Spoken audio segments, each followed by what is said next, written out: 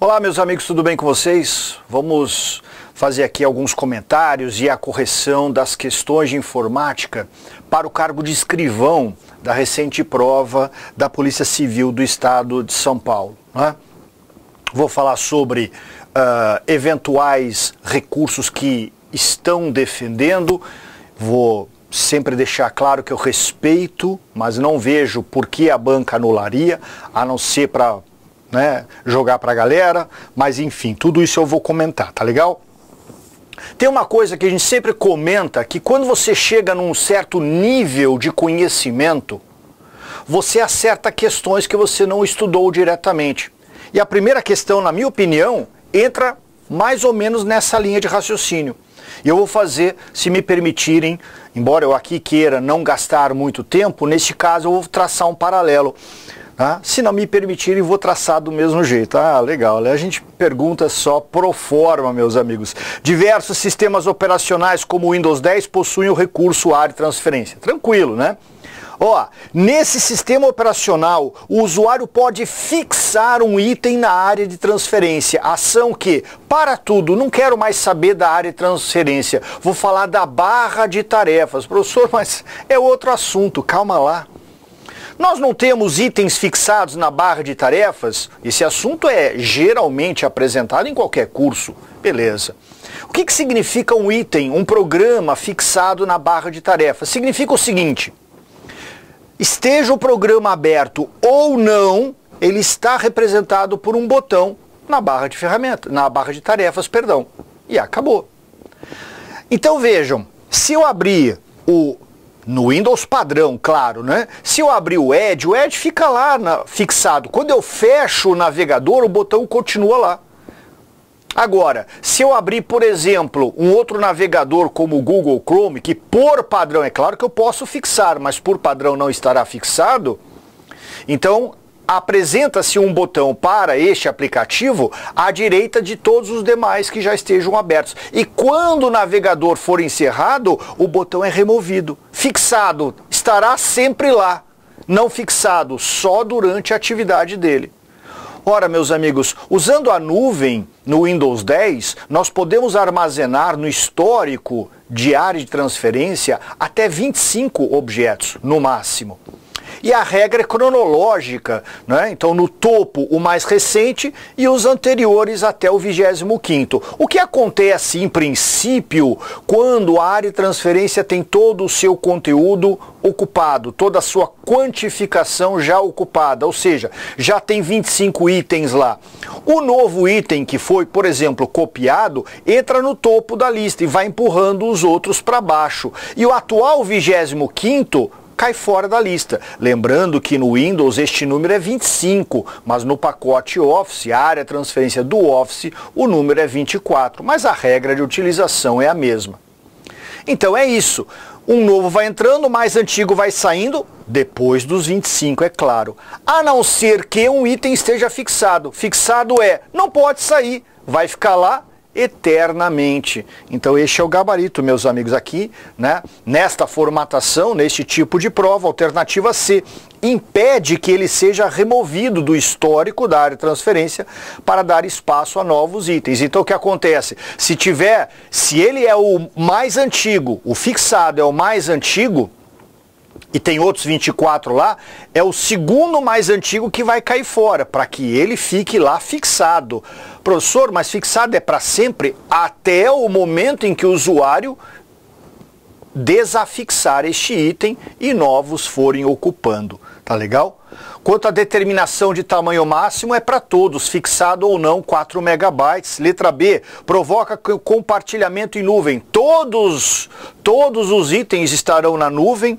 Letra D, cria uma tecla de atalho para o item fixado não. E letra E, o torna único. Quer dizer, fixei um item, nada mais pode entrar. Letra E também não faz sentido algum.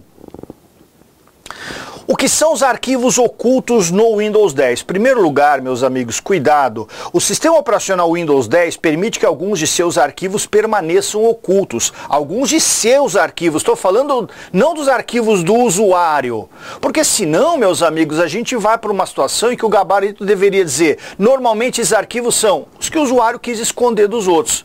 você pode atribuir a algum arquivo, né, a qualificação de oculto. Botão direito do mouse, vai para propriedades, lá na janela os atributos, somente leitura e ocultar.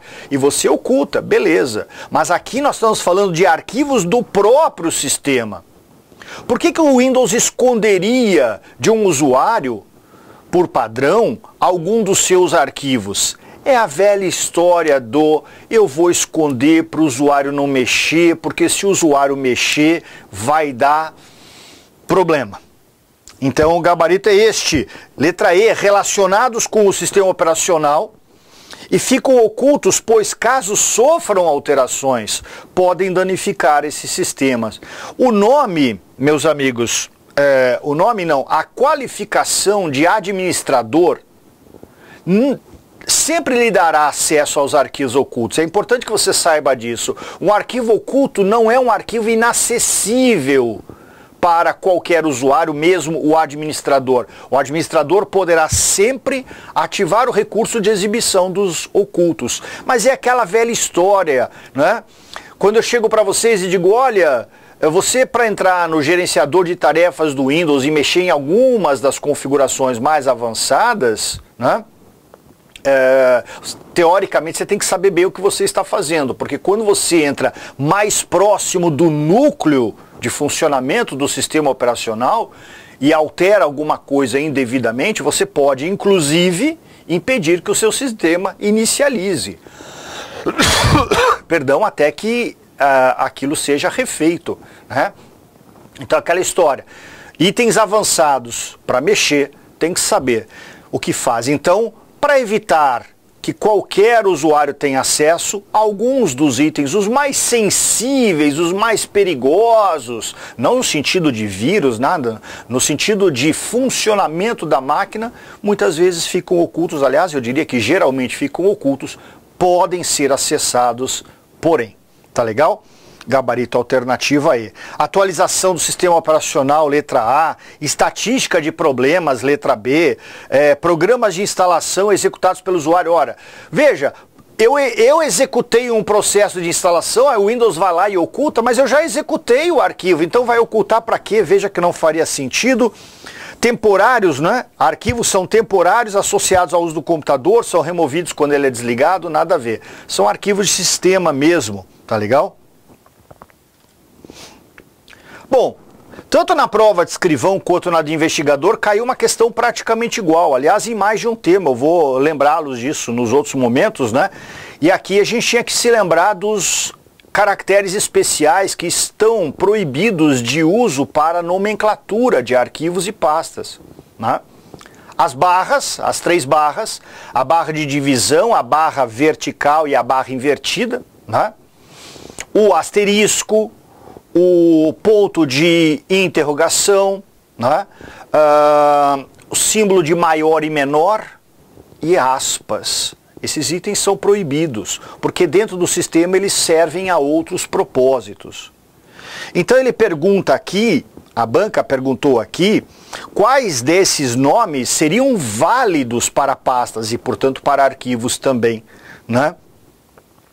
Então, letra A está fora por causa do asterisco. Letra B, o e-comercial e o ponto de exclamação. Gente, a barra vertical não pode, mas a barra vertical é um caractere diferente do ponto de exclamação. Eu vi gente comentando que não pode, nenhuma das barras e tal. Então, às vezes na visualização que a pessoa memorizou, ela errou.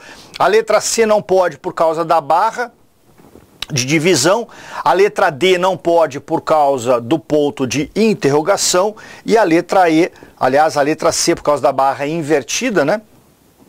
E a letra E por causa da barra. Então, não se podem usar as barras, as 3, o asterisco, a interrogação, maior, menor e aspas. Tá legal?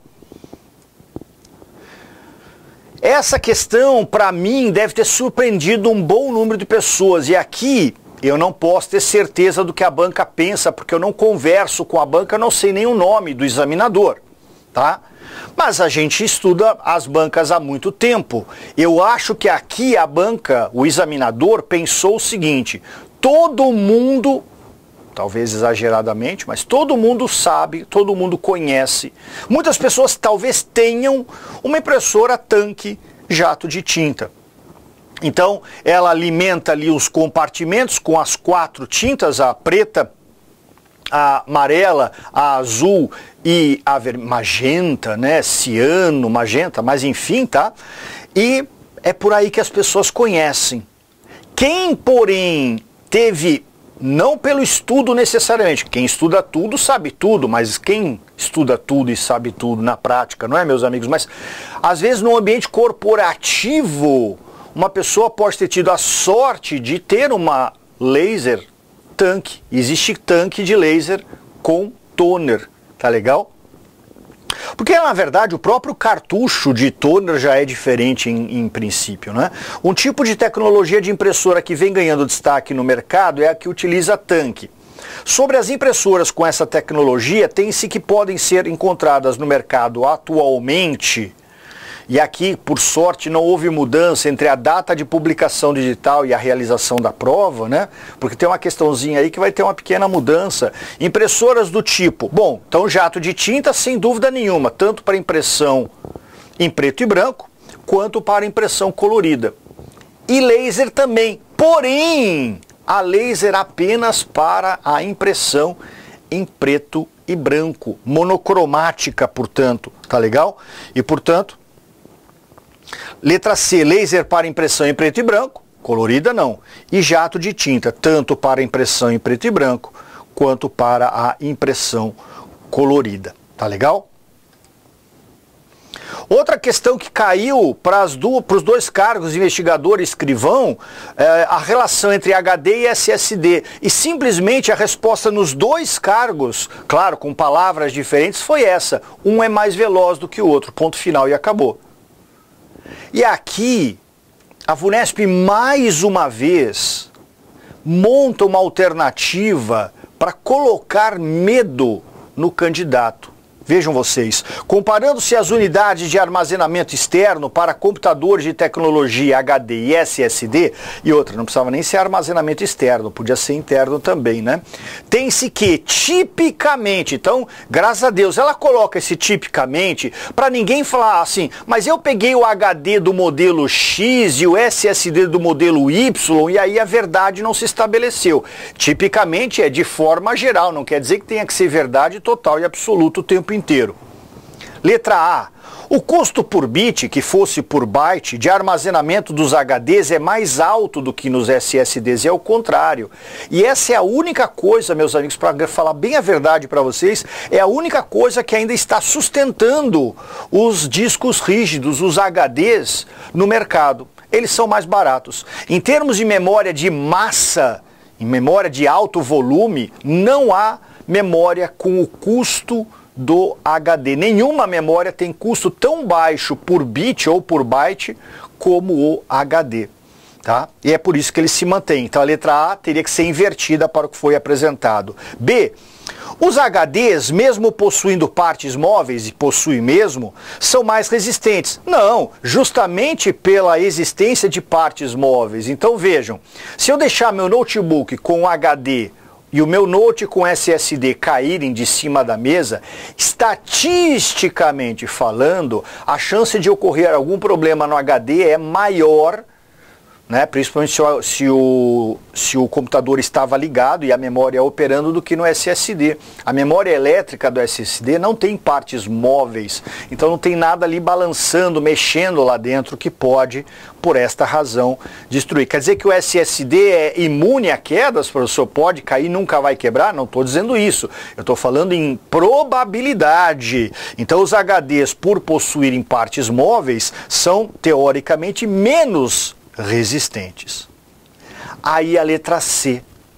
A vida útil média de um HD de 3.000 ciclos de gravação, 3.000 ciclos apenas, enquanto SSD 200.000, está errado nos 2 casos, mas eu já falo disso.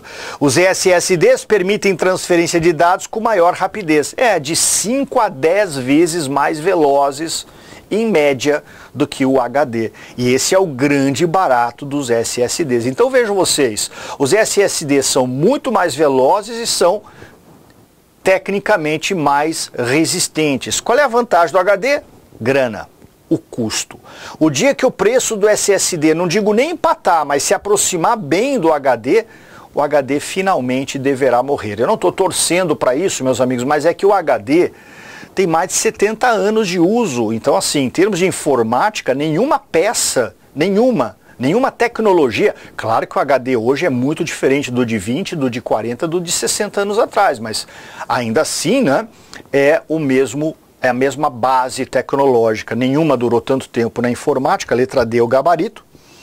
E letra E, o SSD é mais sensível às vibrações do computador do que os HDs. Pelo contrário, por causa das partes móveis, aquela coisa toda. Gente, imagine que você tem um HD e que você... O que são ciclos? É o tal do regravar, tá legal? Gravar, regravar é um ciclo. Toda vez que você apaga uma memória, uma extensão de memória, uma parte da memória, um setor da memória e por cima dele grava outra coisa, isso é chamado de ciclo. 3.000 ciclos, a gente acha que, professor, eu só regravo um arquivo de vez em quando, mas existem regravações automáticas de várias coisas. 3.000 ciclos não daria nada em tempo corrido, né, de dias, meses e anos, não daria nada. Geralmente aí a vida útil média ultrapassa a casa de 1 milhão de ciclos, né? Aí de vez em quando eu digo que para quem estuda, uma questão vem tão fácil, mas tão fácil que ela fica estranha. Né? Professor, vou ler de novo, tá fácil demais. Talvez essa tenha sido aquela muito fácil, né? Considere o texto entre aspas a seguir, presente em um documento que está sendo editado no Word 2016 em português em sua configuração padrão. Em uma observação mais apurada, percebeu-se que havia evidências claras mostrando que a porta do carro, do lado do passageiro, tinha sido arrombada. Suponha que a palavra claras desse texto tenha sido completamente selecionada, clicando-se com o botão esquerdo do mouse, configuração padrão, no início da palavra, arrastando até o final dela e soltando neste momento. Podia ser por duplo clique também. Caso a seguir o usuário clique no botão denominado taxado do grupo fonte da guia página inicial, claro que tinha que cair formatação, né? Como é que fica? Gente, letra A, assim, acabou, taxado, a linha corta o texto pelo meio, né? Letra D é sublinhado, claro, né? Letra E, aqui está com 2 Ds de dado, mas a outra seria a letra E, está sobrescrito, a letra C está em negrito, a letra B está em maiúscula, mas taxado, é claro, letra A. Essa... Quando muito, perdia-se um tempo na leitura, que é um pouquinho mais extensa, mas na marcação não dava para perder tempo, não. No editor de texto, Word 2016, só em português, configuração padrão, o usuário clicou no botão Formas, do grupo Ilustrações, presente na guia Inserir do aplicativo. Aí uma coisa que muita gente não usa no cotidiano. E a parte de ilustrações, imagens no Word, não costuma cair com frequência. Isso normalmente é mais associado a PowerPoint, quando o PowerPoint faz parte do conteúdo que neste caso não fazia. Assinale a alternativa que contém elementos disponíveis para inserção do documento. Então, gráfico é gráfico, gráfico não é uma forma. Uma forma, meus amigos, é um cilindro, é um triângulo, é uma seta, essas são formas. Tá legal? Então nós temos linhas, retângulos, formas básicas, entre outras opções, como setas também, por exemplo, eu já disse aqui, né? Agora, uma foto, um som é uma forma? Estou ouvindo esse som, ele parece ter uma forma meio elíptica, né? Então, vai ver que foi o que a gente fumou antes, né? Vai saber, né? Então, tabelas não é uma forma, tem um grupo separado para isso, né? Word Art, que mostra lá aquelas fontes todas rebuscadas ou diferenciadas, né? Nada disso faz sentido, letra B de bola. Essa questão eu achei fantástica e vou dizer a vocês o porquê. Por causa da prova impressa da VUNESP. Gente, como é que é apresentada para você a prova da VUNESP impressa? O texto é dividido em duas colunas, certo? E no meio dessas duas colunas existe uma linha divisória, de alto a baixo. Então, quando você está com a prova em mãos, lendo esta questão, que aqui está apresentada no slide, é claro, de modo diferente do que lá, você veria coluna do lado esquerdo, coluna do lado direito e uma linha no meio cortando de alto a baixo a página. Deseja-se em um documento criado no Word 2016 em português e configuração padrão criar colunas. Por meio do botão Colunas, acessível no grupo Configurar Página da Guia Layout, na janela que se abre ao escolher Mais Colunas, que é onde aparece lá 1, 2, 3, esquerda, direita, os campos para determinar a largura e o espaçamento entre elas, pode-se utilizar recursos práticos para a configuração das colunas.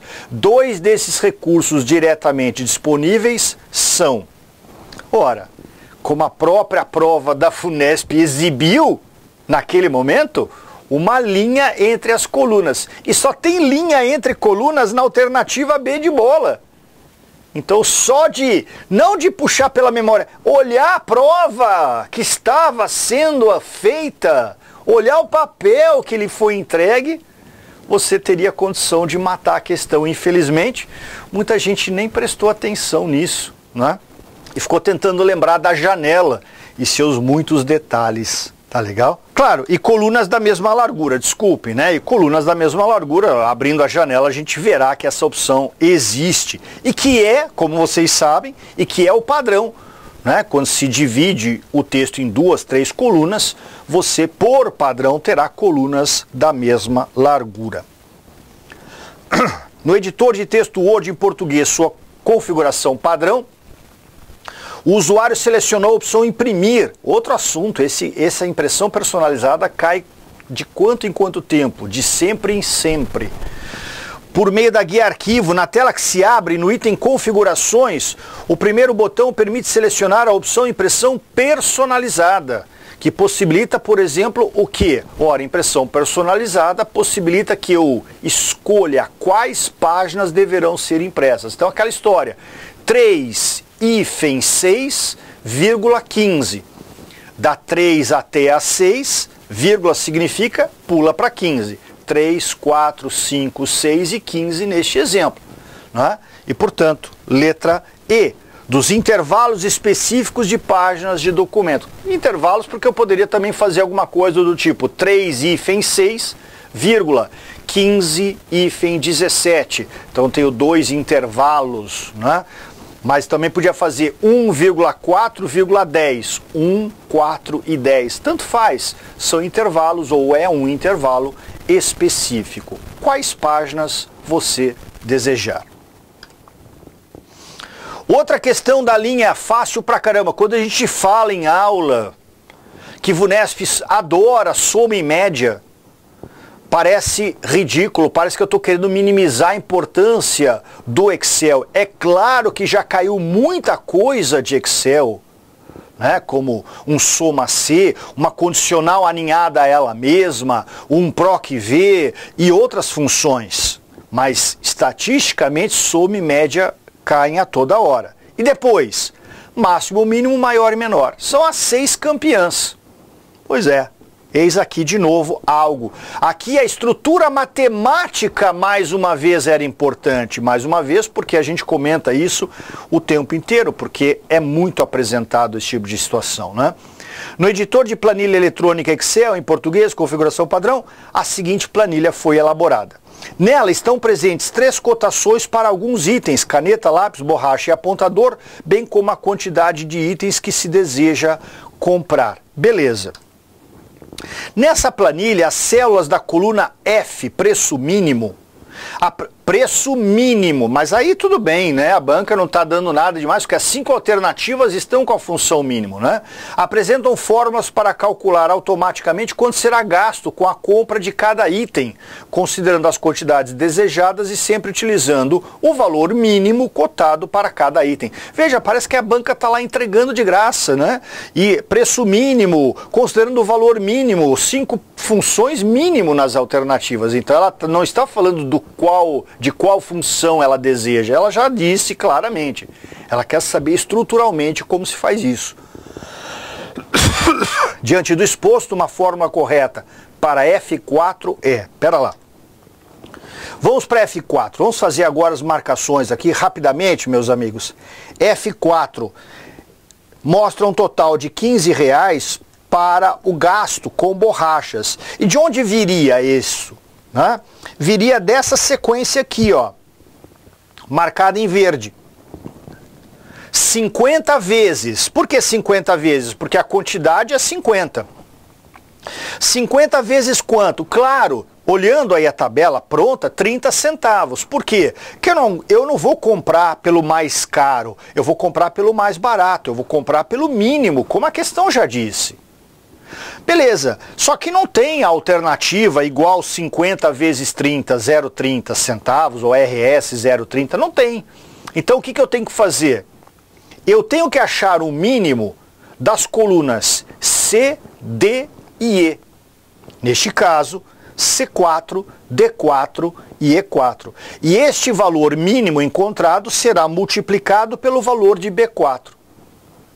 Então tanto pode ser B4 vezes o mínimo do resto, ou o mínimo vezes B4. Tanto faz, porque aí é multiplicação, a ordem não alterará o resultado final. E a gente pode perceber que isso só se apresenta na alternativa C. Qual é o problema da A? A A faz algo horrível, coloca a multiplicação dentro dos parênteses da função mínimo, né? A B está errada porque ela faz C4 menos E4. C4 menos E4 não é o mínimo, é uma conta, é uma operação de subtração. A letra D e a letra E, além de fazerem subtração, colocam a multiplicação, no caso da D, entre parênteses, e a letra E, pior ainda, usa colchetes. Então, era encontrar o mínimo dos valores das colunas C, D e E multiplicar pela quantidade que está em B4. Perguntinha simples, marca aí a alternativa que tem tipos válidos de gráfico, né? Então, cuidado pessoal, letra B, por exemplo, professor, mas não tem gráfico em 3D? Ora, tem gráfico de coluna e coluna 3D. 3D é uma variação do tipo e não é um tipo em si, né? Queria ver na letra C que gráfico de diagonais é este. Um gráfico de diagonais é ótimo, né? Não pode ter linha reta, não pode ter linha 0 grau, né? Letra D, gráfico de dispersão, né? Agora, gráfico de convergência e gráfico caótica. Ah, esse gráfico aqui eu não entendo, professor, então ele deve ser um gráfico caótico. Pode ser, né? Gráfico de ações existe, gráfico de ferramentas. Existem ferramentas de gráfico, elementos que você vai inserir ou não. Então, o gráfico de pizza, o gráfico de barras, né, ou barramento, e o gráfico de área são todos adequados. As outras alternativas têm até alguns nomes adequados, mas não todos os nomes como se desejaria. Essa próxima questão, meus amigos, ela mostra a VUNESP, que tantas vezes apresentou o recurso do quebrar texto automaticamente, né, que ela resolveu falar da tecla de atalho para quebra manual, né? Então você lembra, quebrar texto automaticamente é o seguinte, vamos imaginar que eu ditei numa célula uma expressão com 4 palavras. Só a quarta palavra não coube.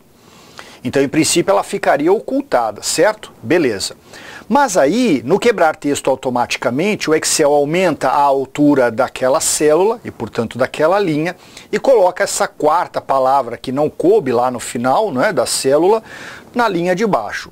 Mas aí, vamos dizer que eu não gostei da ideia de ficarem 3 palavras na linha superior da célula e só uma embaixo. Então eu quero fazer a quebra no ponto por mim desejado, por exemplo, depois da segunda palavra, para que então fique um conjunto de 2 palavras e outro conjunto de 2 mais ou menos ali alinhado, centralizado, por exemplo, alguma coisa assim. É disso que a questão trata. Né? Do atalho para fazer isso. Um texto estava sendo ditado dentro de uma célula do Excel. Para que seja forçada é a história do manual, né? A mudança de linha em um texto em edição, dentro da mesma célula, deve-se digitar o texto e a seguir pressionar uma tecla e com ela ainda pressionada, pressionar uma segunda. Ou seja, qual é o atalho de teclado para forçar a quebra de linha em uma célula do Excel. E para isso a gente usa a combinação Alt-Enter, tá legal? Então eu poderia digitar primeira palavra, segunda palavra dentro da mesma célula. No final da segunda Alt-Enter, cria-se uma nova linha e eu então digitaria a terceira e a quarta palavra.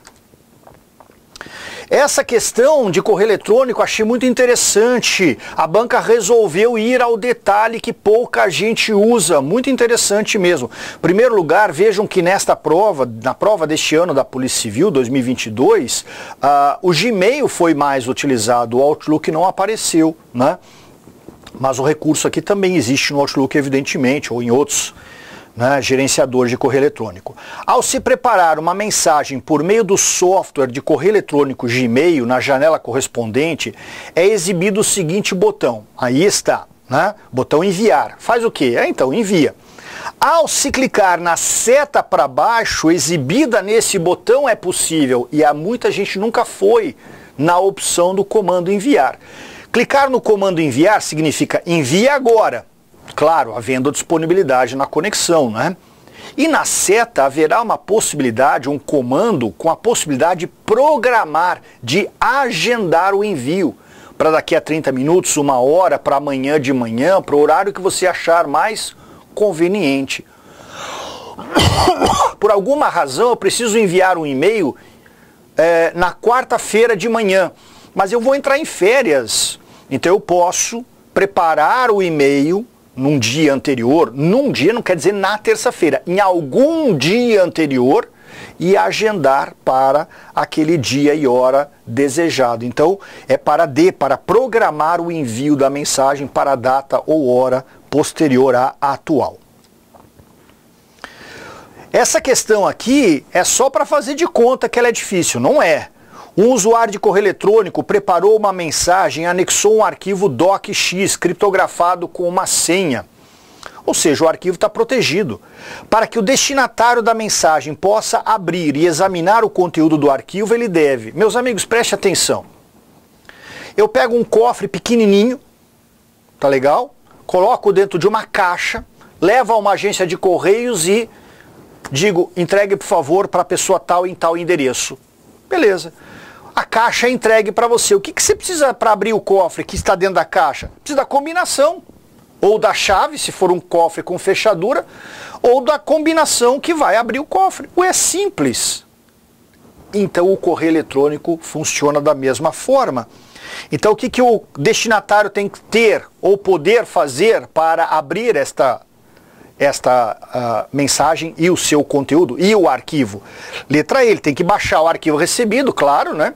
Recebeu o arquivo, baixa para o computador dele, abre com o Word, que é o docx, né? Claro, e tem que digitar essa senha.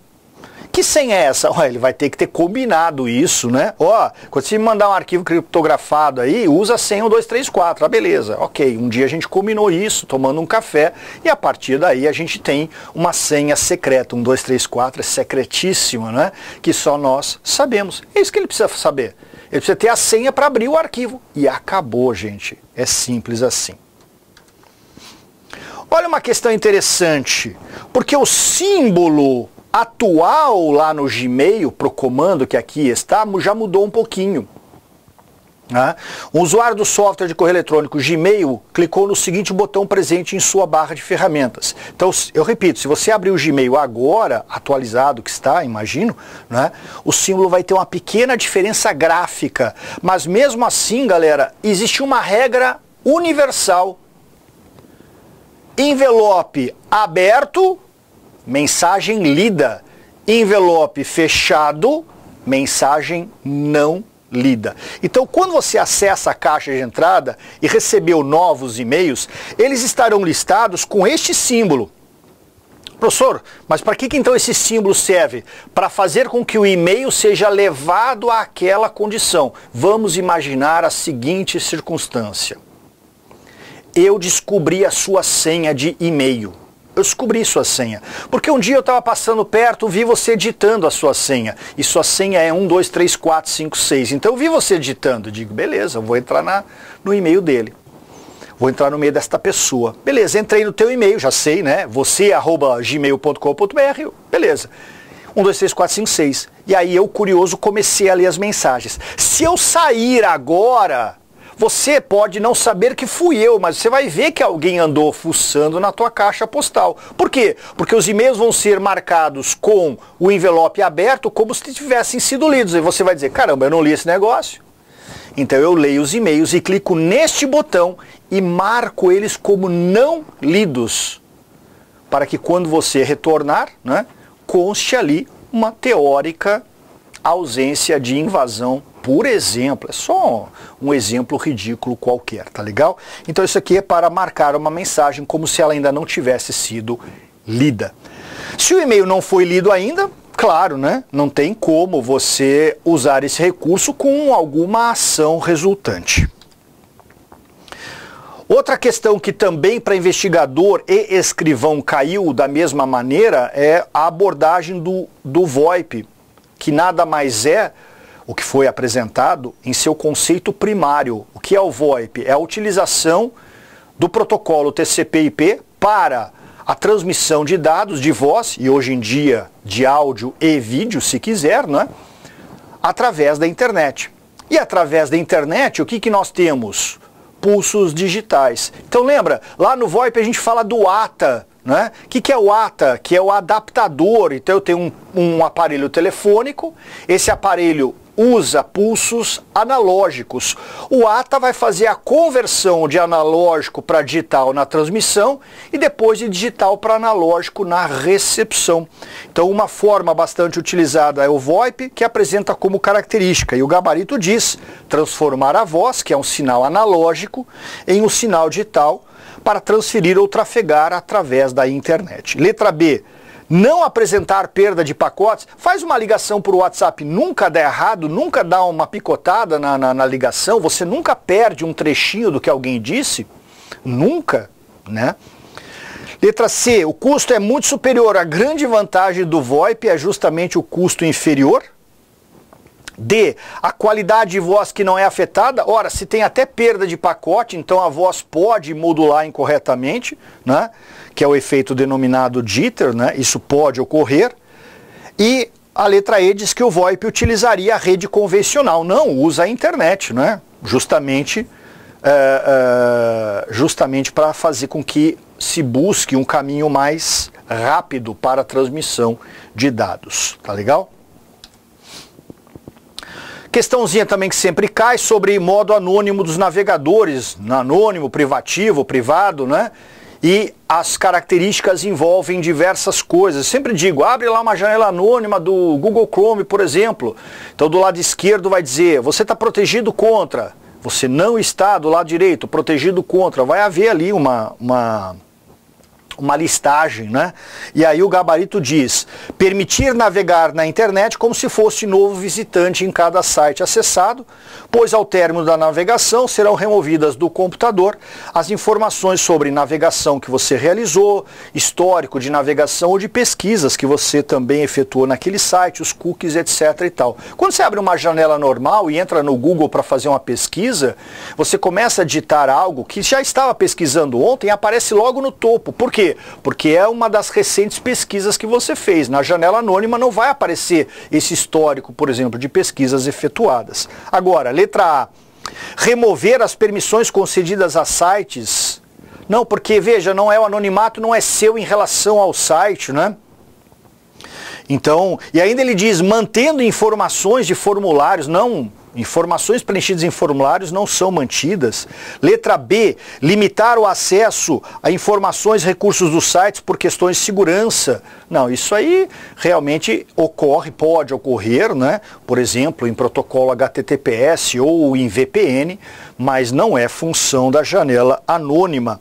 A letra D, substituir o e-mail do usuário por outro fictício. Isso a gente já pode fazer a hora que a gente quiser, né? É inexistente para evitar a recebimento futuro de spams. Eu posso entrar no site e gerar um e-mail falso ali se eu quiser. O duro é que muitos sites mandam um código de verificação por e-mail para validar, é claro, né? E letra E, não salvar ao sair de todas as janelas de navegação anônima o histórico das páginas visitadas. Começou bem a alternativa E, mas daí ela pisa na bola, mantendo apenas os cookies e outros dados, não perdão, nem os cookies, nem os outros dados, como histórico de pesquisas, formulários e etc. Muito bem, meus amigos. Eis aqui uma questão que tem gerado polêmica. Eu, particularmente, não acredito na anulação da questão. Não há, fosse eu a banca, não sei se eu teria criado a questão assim, mas fosse eu a banca, eu não anularia. Porque ela fala do anti-rootkit. Então vamos lembrar, o que é o rootkit? O rootkit é uma forma, é um malware, ele é um programa malicioso, né? Pode ser injetado na máquina por meio de phishing, pode contaminar arquivos, então ele pode estar acoplado até mesmo em arquivos docx, arquivos PDF, que muita gente acha que arquivo PDF não é perigoso. Enfim, existem várias formas de contaminação. Qual é o objetivo do rootkit?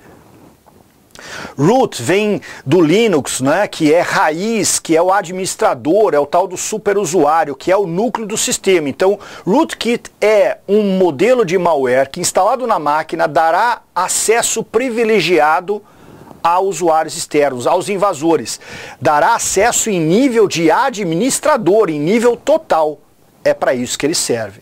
Ora, então o que é o anti-rootkit? É a ferramenta que impedirá que o acesso seja concedido a usuários não autorizados na qualificação máxima de administradores, basicamente. E isso é dito de outra maneira, com outras palavras, é claro, na D de dado. Conjunto de programas e técnicas escondam e assegurem a presença de um invasor ou de outro código em um computador comprometido. Então, além de você conceder acesso na máquina, não voluntariamente, é claro, né, a alguém, o invasor, esta identidade ficará escondida. Letra A. Sejam capturadas e armazenadas posições do cursor. Esse é o Screen Logger, né? Lá da categoria Spyware, os espiões. Letra B. Sejam capturadas e armazenadas teclas digitadas pelo usuário. Esse é o Keylogger, também do Spyware. Letra C.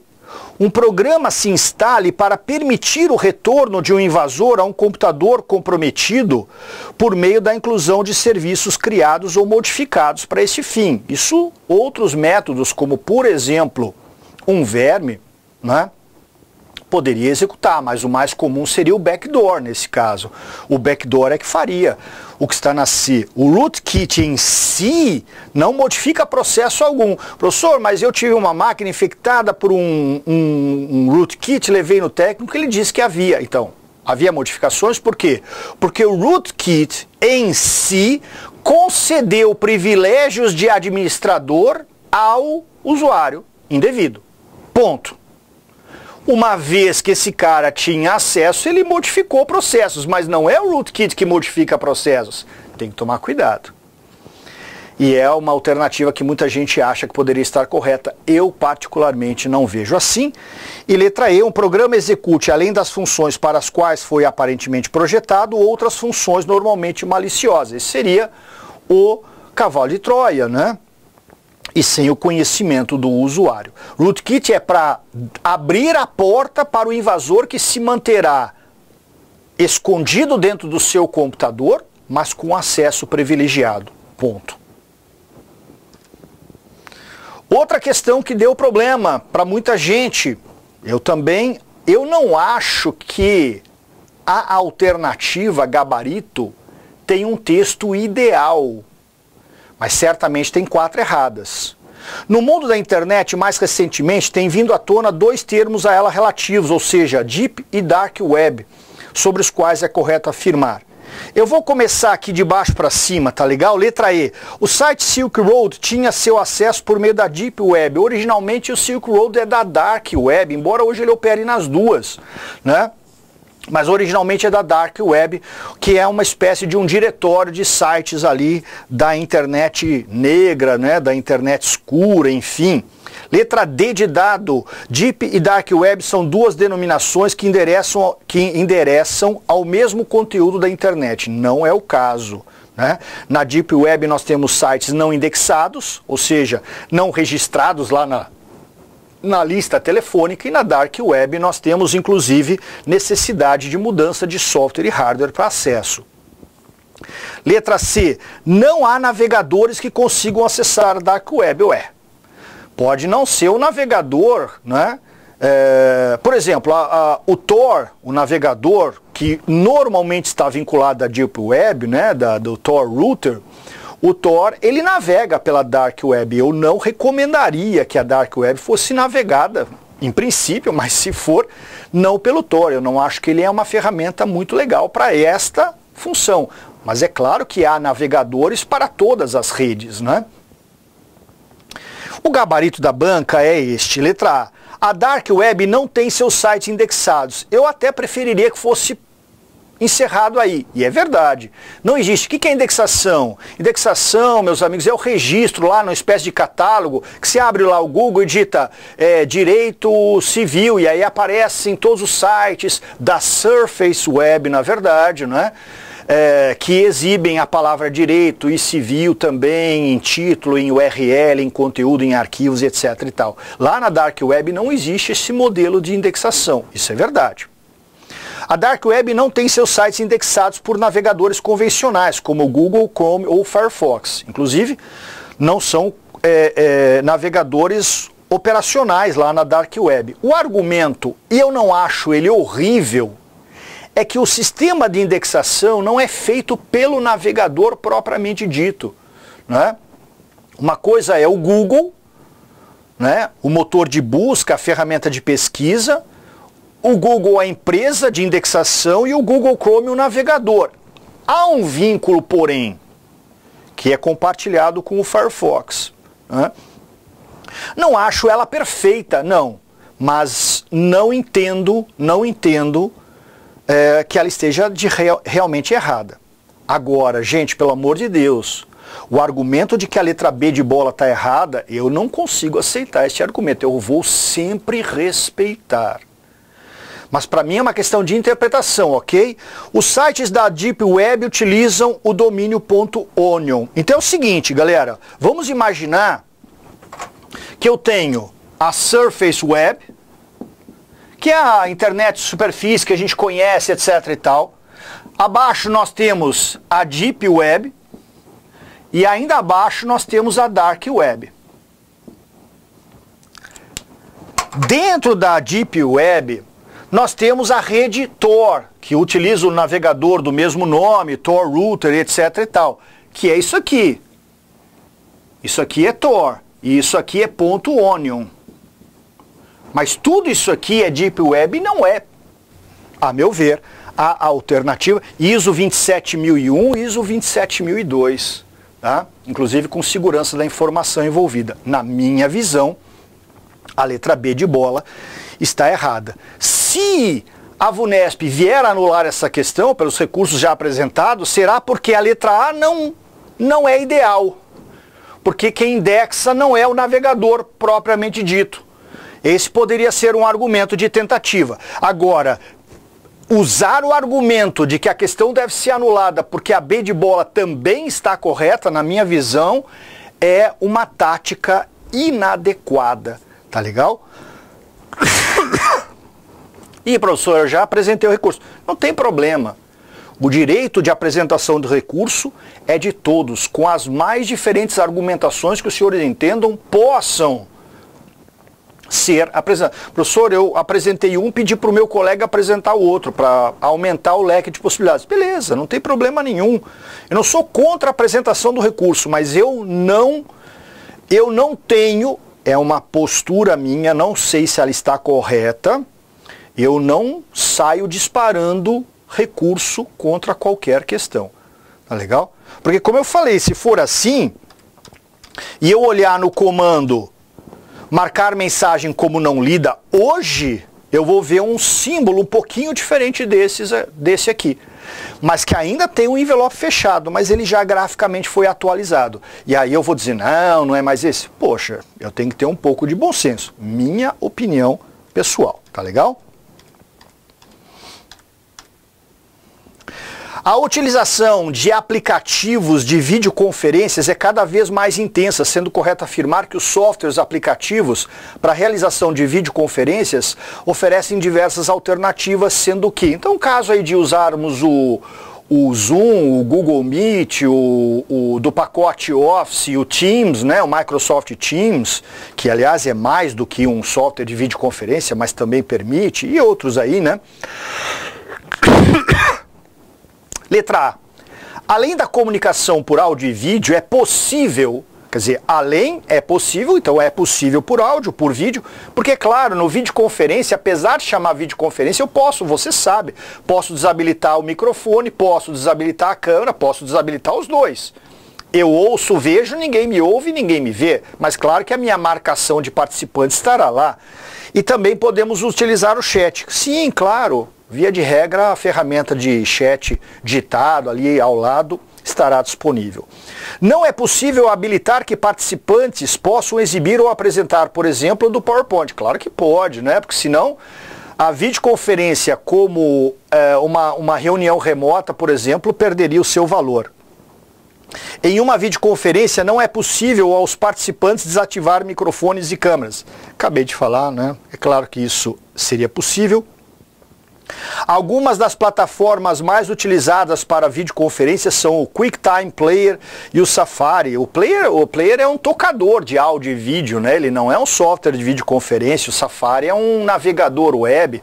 Neste navegador eu posso abrir, né, videoconferência, mas eles não são plataformas de videoconferência.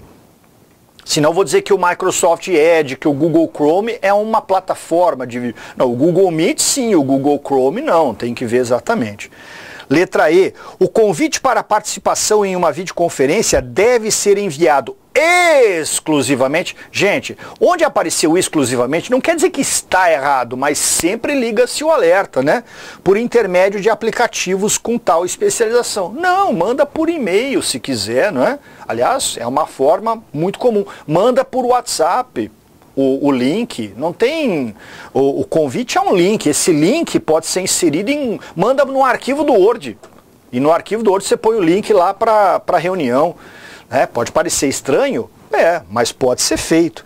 Então a alternativa A é o gabarito, que eu até acho que não era uma alternativa difícil. Então acho que a prova tem mais da metade das questões em bom nível, de fácil a médio, e quando eu digo médio, no sentido de pessoas que se preparam provavelmente teriam. Tem detalhes interessantes, como por exemplo, o programar o envio do e-mail, ferramenta até comum, mas que algumas pessoas não conhecem porque nunca precisaram, nunca quiseram usar. Algumas questões, claro, que deram margem, sempre vai acabar acontecendo. Eu não vejo necessariamente razão para anulação dessas questões, como eu já disse.